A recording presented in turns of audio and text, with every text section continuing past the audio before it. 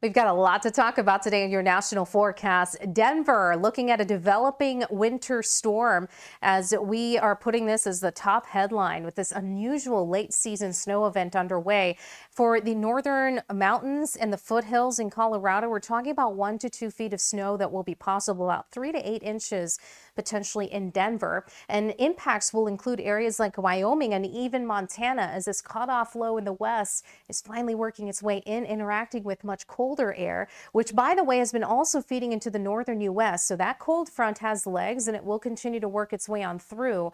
But in terms of snow, that's going to be confined to the western tier into Wyoming and Colorado, which have experienced very lackluster snow seasons, by the way. So it's an interesting turn of events. But we've got a much more active pattern underway with this boundary serving as a conveyor belt for these disturbances. This will be triggering rounds of multiple thunderstorms, days of rain, and some of which could be very heavy at times. Now, in terms of severe weather, isolated pockets of severe storms cannot be ruled out.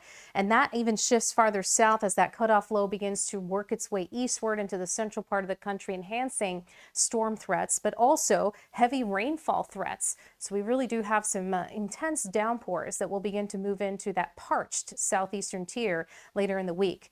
Much colder air to the north of this boundary as we'll be below the average in the north.